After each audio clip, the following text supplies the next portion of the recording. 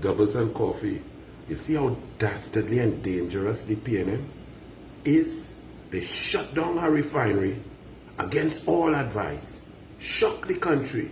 Shock even Rowley himself, who went on a platform and said the government is not shutting down Petrotrin.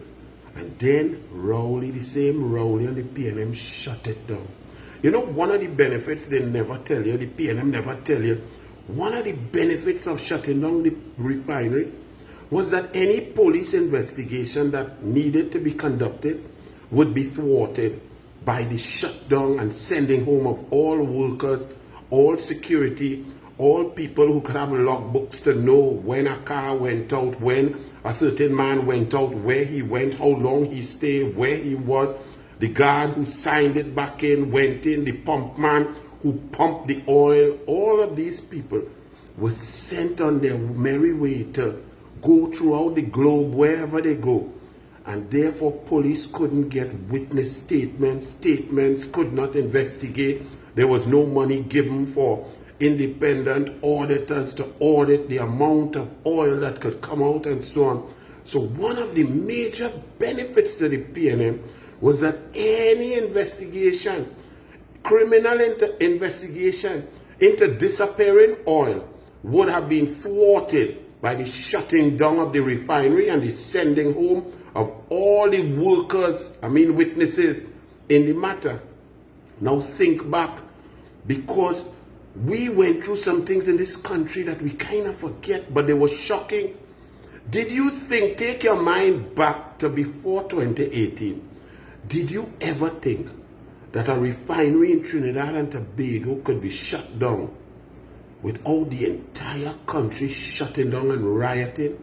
Without the most powerful union, the OWTU, crippling the economy and crippling the country along with its union partners and so on?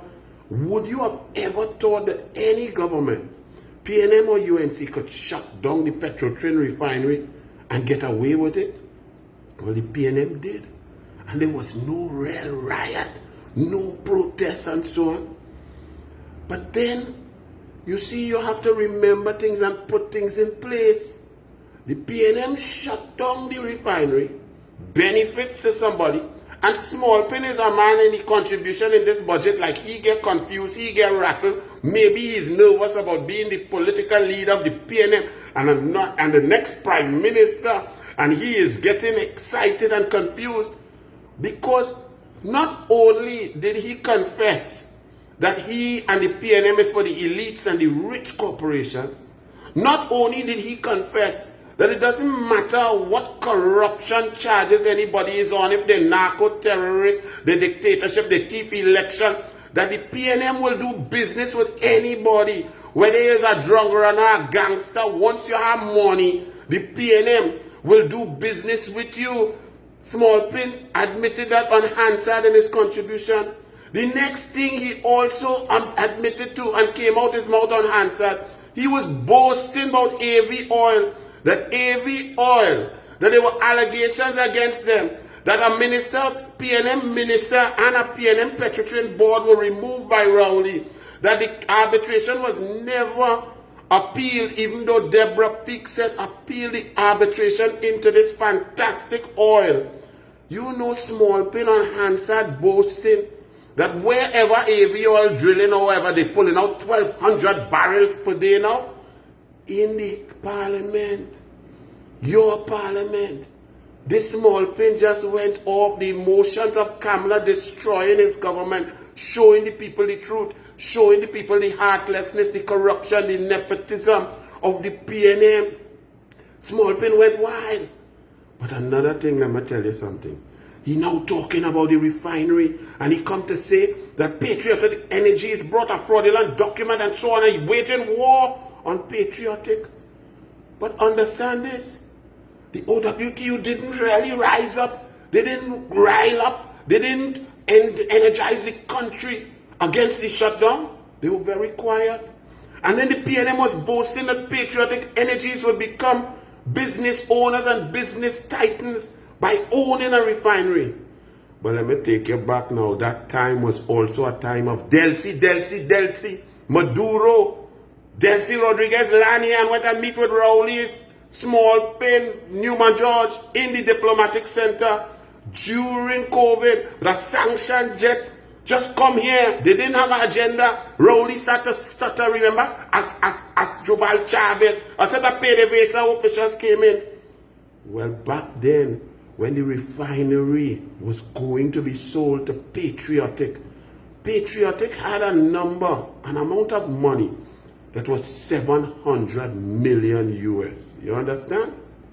At that time, we were unearthing an unhealthy, corrupt relationship between Rowley, his government, and Maduro and Delcy, which included a man called Wilmer Ruperti, PDVSA, and Trafigura PTE. Coleman, but on the government went in parliament and put on Hansard that they gave the Patriotic Energies 10 conditions. And condition number 7 was that Patriotic had to sign a MOU with Trafigura PTE. If they did not do that, the deal would be off. There was a 700 million US payment or money available to Patriotic.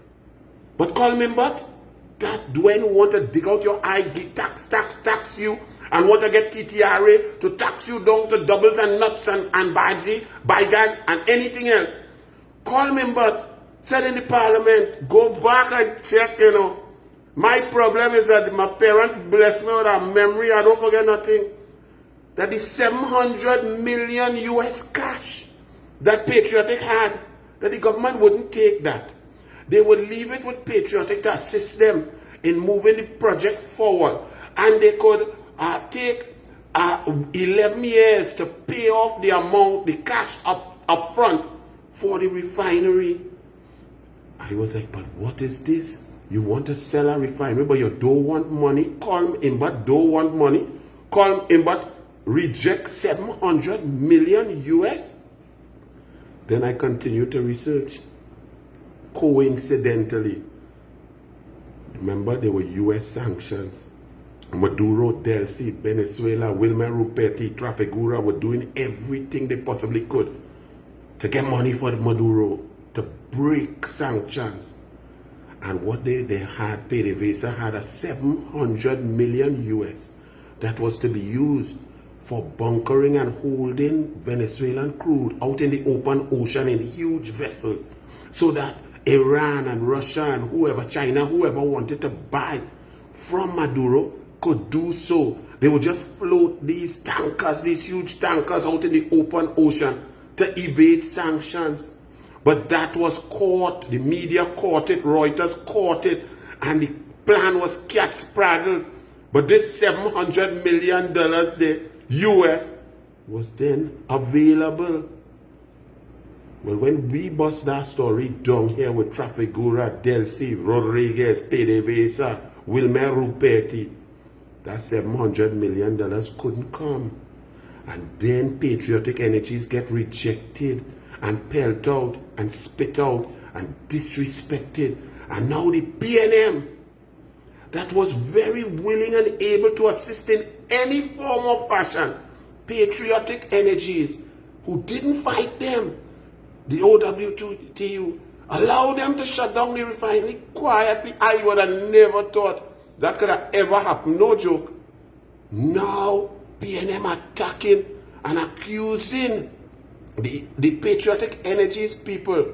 And just an aside, the only other person who loved Delcy, Maduro, and so on, and has congratulated them on their election victory is David Abdullah of the MSJ.